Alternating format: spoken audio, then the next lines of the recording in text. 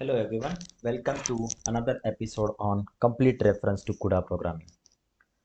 In previous episode, we understood three scenarios, scenario 1, 2 and 3, where scenario 1 we have a poor resource. In scenario 2, we tried to improve the efficiency of the resource, and in third scenario, we have seen how we can improve the performance by increasing number of resources. In this episode, we'll focus on scenario 2 and we'll try to understand how to increase the performance of single core CPU. There are multiple parameters associated with your CPU that helps to improve the performance.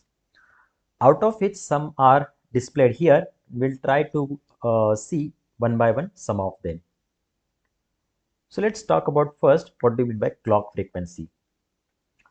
Simply, it is nothing but rate at which a processor executes the instructions. That means number of instructions a processor can execute per second. That is nothing but your clock frequency. Now, if you observe this graph here, on x-axis we have year and on y-axis we have logarithmic scale which indicate number. Now, if you focus on frequency component in this graph, so that is indicated in green color, you can observe since 1970 the graph is consistently linearly increasing, but at the some time around 2008 it got its peak value, and later onwards from 2008 onwards it got saturated.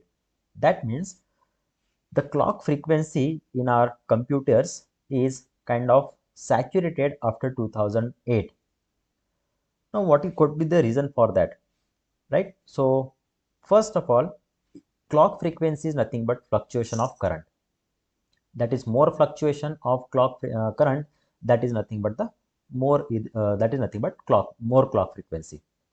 Now if you go on increasing the clock frequency, what will happen, it will consume more power because we have to fluctuate current at faster rate, so it will consume more power.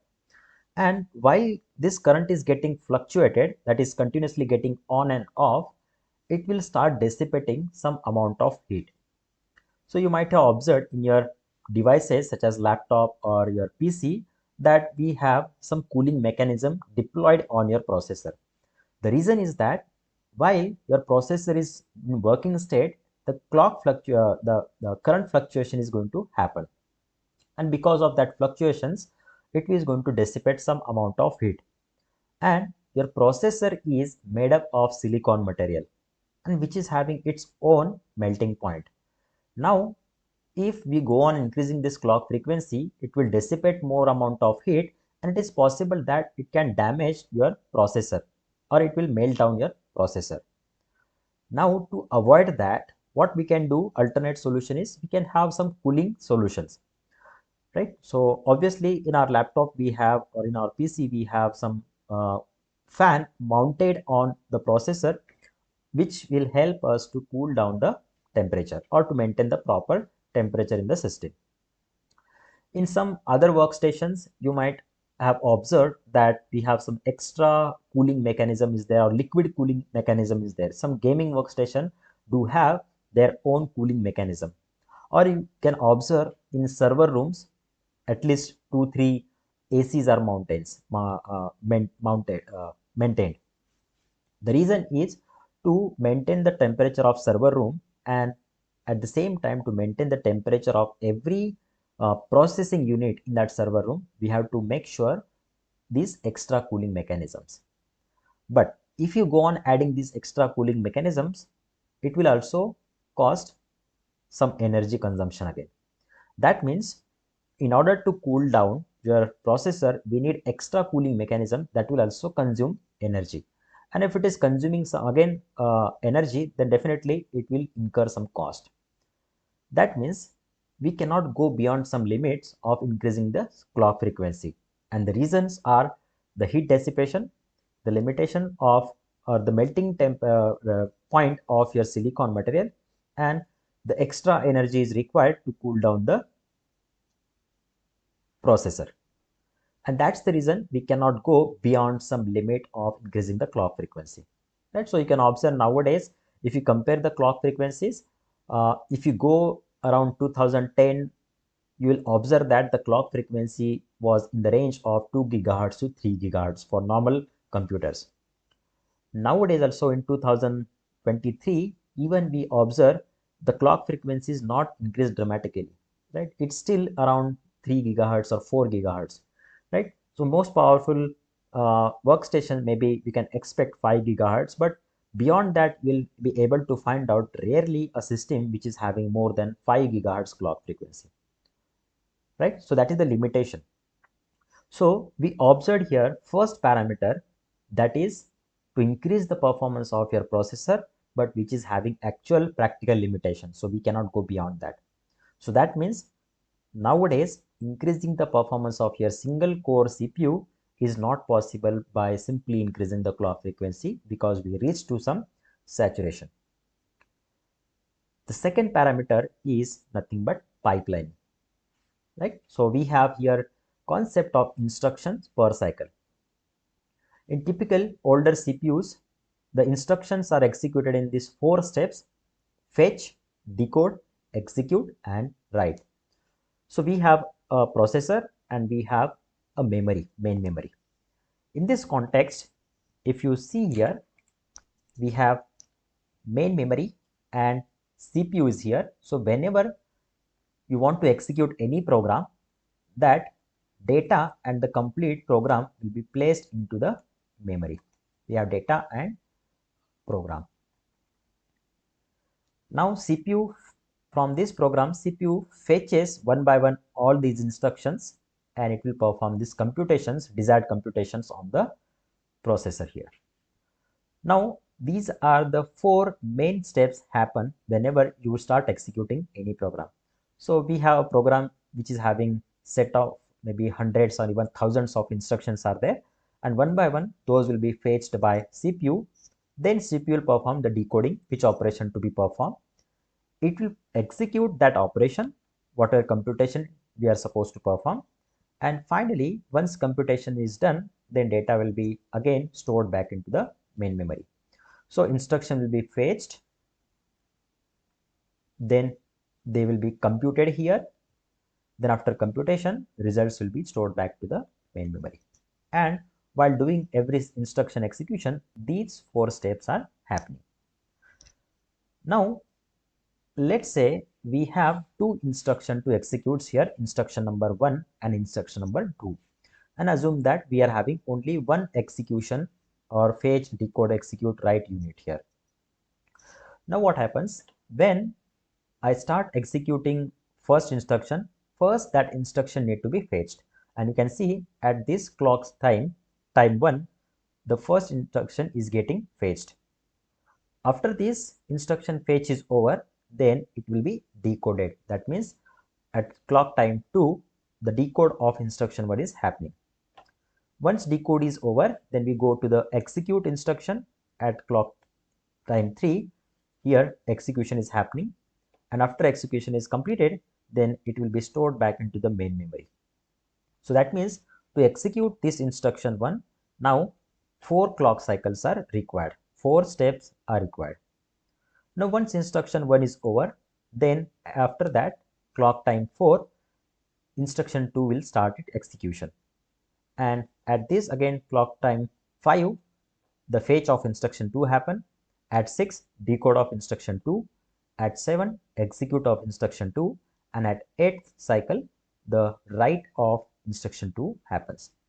Now to execute both the instruction, total time required is 8 cycles, and this is typically non-pipelined architecture. Right? So if pipelining is not supported, so in this fashion instructions will be executed. Now if pipelining is supported, now we can overlap these fetch, decode, execute, and write instructions. Now you can see here the fetch unit is there, which is responsible to fetch instruction from main memory to the CPU. At time or clock cycle 1, the instruction 1 fetch is happening. Now once instruction fetch is completed, now instruction 1 will move towards the decode. Now you can observe here, while in this blue color you can observe here, while instruction 1 is performing decode, at the same time the fetch unit is free. Now that fetch unit can be utilized to fetch instruction number 2, because instruction 1 is performing decode, so fetch unit is free, so fetch unit can be utilized to perform fetching of instruction 2. Now you can see at this clock cycle 2 we have decoding of instruction 1 and fetch of instruction 2. In clock cycle 3, the instruction 1 completes its decode part and it will move toward the execution. Now while instruction 1 is executing, the decode component is free, and during that time the decoding of instruction 2 can happen. Now at clock cycle 4, the execution of instruction 1 is over and writing back to the main memory is happening for instruction 1, and during that time execute part is free and that can be utilized to execute instruction number 2. And finally, once instruction 1 is over at 4, then again write component is free and this write component can be utilized to write back to the main memory. Now you can see here the overlapping between these two instructions is happened, and that's the reason you can see total, you can say, amount of time or number of cycles required to perform all these instructions equal to 5 here. If it is non-pipeline, it was requiring 8 cycles, and if it is pipeline, the same instructions require only 5 cycles. So that is the advantage of simple pipelined architecture. Now if we have multiple instructions, so at any point of time you will be able to see that 4 instructions are getting performed, right? So that means some of them are performing fetch, decode, execute and write. That means at any point of time 1 instructions get executed, so that's the reason here instruction per cycle count is 1. But in previous case, at any time only 1/4 of instruction is getting executed, so that's the reason here we are having instruction per cycle count is 1/4.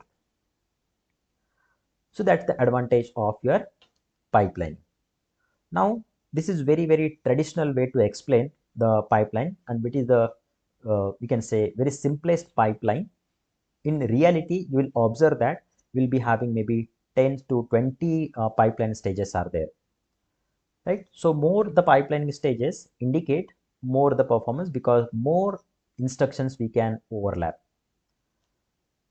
In addition to that, we can have some other advancements, such as a branch prediction logic is there. That means this pipeline is having drawback of if we are having too many branches, that is if else statements are there. If we have some branch prediction logic, then it can avoid that kind of stalls. Again, in order to understand CUDA programming, you don't have to go into the depth of this computer architecture. I'm just simply telling you what are the limitations of this pipeline. We can also have in advancements superscalar pipelining. That means rather than using only one instruction fetch, I can have 2 instruction fetch units. Similarly, for instruction decode, I can have multiple instruction decode units and so on. So this way also we can improve the parallelism, right? So in this case, many instructions can be executed at the same time. So these are the advancements happened over last few decades. But again, if you see, there are some limitations for pipeline as well. That means if you go on adding more number of pipeline stages, then the circuitry complexity is going to be very complex. And if you add more number of pipeline stages, it will increase the size of your processor. And of course, we want to make sure the size of processor to be as small as possible nowadays, and which will again contradict to our requirement. If you go on increasing more number of stages, it also increase the power consumption, and that is also limitation for this pipeline. Now, 2 options we have seen to increase the performance of your single core CPU. First one is clock frequency. We have some limitation. We are not able to go beyond some limit. Other option we tried, and that is pipelining, and we have seen that is also having some limitations, right? So 2 parameters we have seen which are having limitations to improve the performance of your single core processor. In next episode, we'll see few other parameters of increasing the performance of single core CPU. Thank you all. Stay tuned with the complete course. Next episode, we'll meet with the other parameters.